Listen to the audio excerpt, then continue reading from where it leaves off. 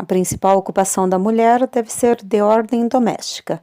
A esposa ideal, as mulheres nos tempos de Cristo, mulher em cargo de competência antibíblico. Veja isto e muito mais neste vídeo especial para o Dia Internacional da Mulher. Este texto foi publicado no jornal Mensageiro da Paz em abril de 1973. Para quem não me conhece, eu sou a Silvana do canal Diário Pentecostal, especialista em História e Teologia do Protestantismo no Brasil. Se você ainda não é inscrito, se inscreve no canal, deixe seu curtir e compartilhe com seus amigos para que mais gente conheça o canal.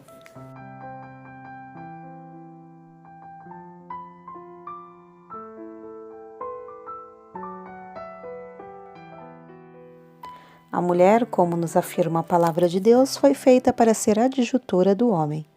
Não encontramos uma determinação para o seu trabalho específico, mas, dada a sua própria natureza, tudo indica que a sua missão como ajudadora do homem não seja para competir com ele em todas as suas atividades, porém se ocupar nos serviços de sua competência, conforme a estrutura natural do seu sexo, como no governo de ordem doméstica do lar.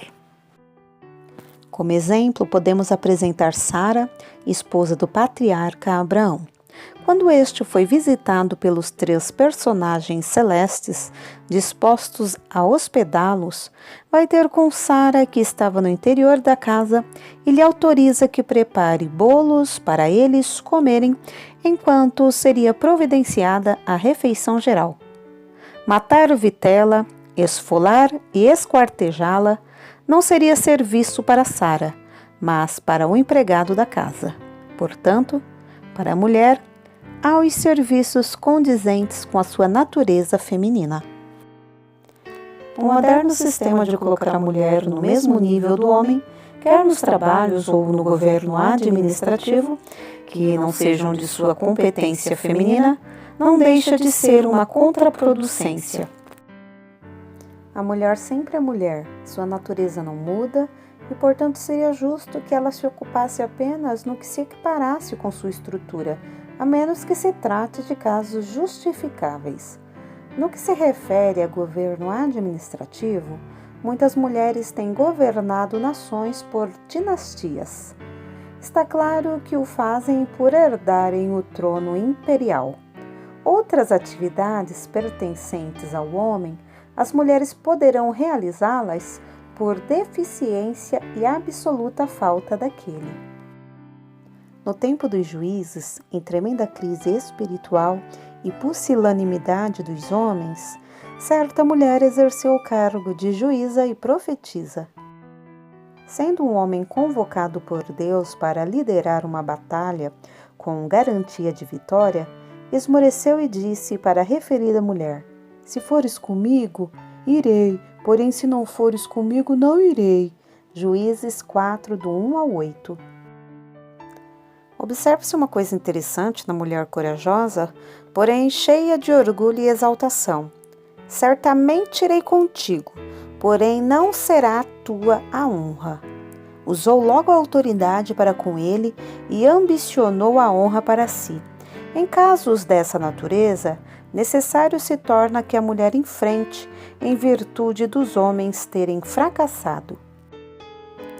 A principal ocupação da mulher deve ser de ordem doméstica, como vimos considerando. A que se dedica ao bom andamento de sua casa é chamada na Bíblia de mulher virtuosa. Ela cuida do governo de sua casa em sentido diferente ao governo que compete ao homem. Provérbios 31, do 10 ao 24. Nesta ordem de trabalho, Lídia, convertida por São Paulo em Filipos, era até comerciante vendedora de púrpura. Atos 16, do 14 ao 16. Tabita, Dorcas, ressuscitada por São Pedro em Jope, era hábil no serviço de costura. Atos 9, do 36 ao 41.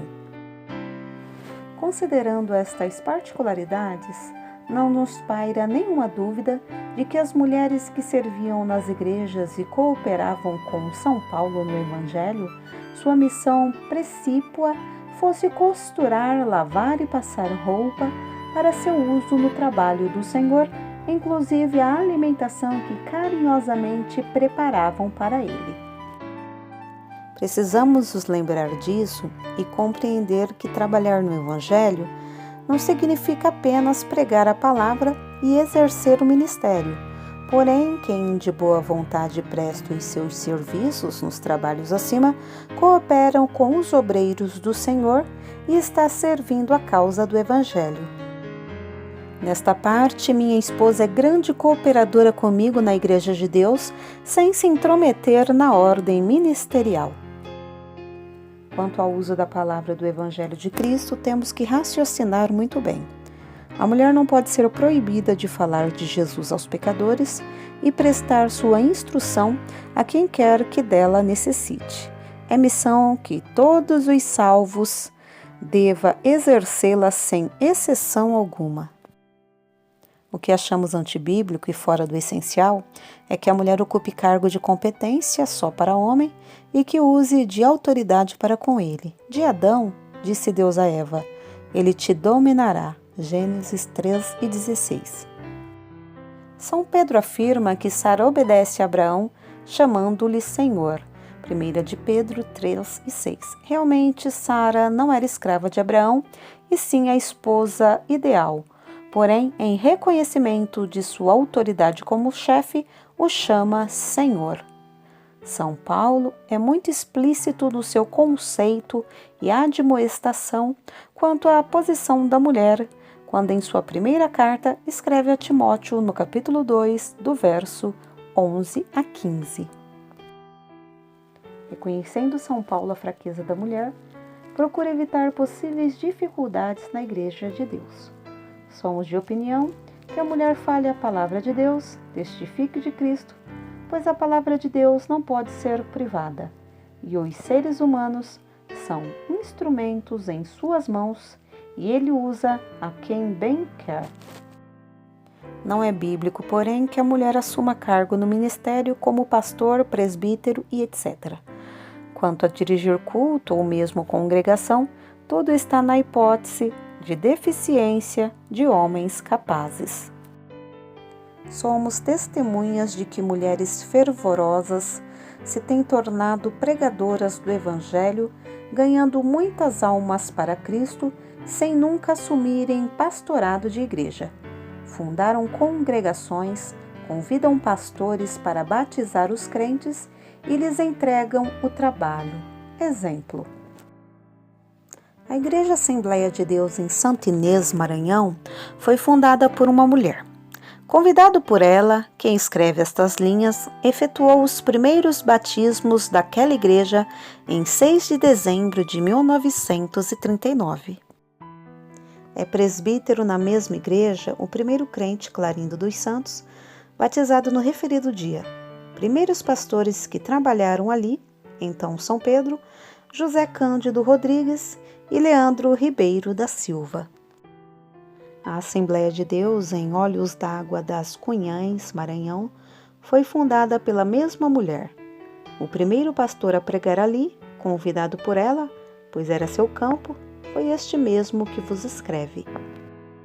A Assembleia de Deus em Miritiba, próximo a Pedreiras, Maranhão, foi também fundada pela referida mulher.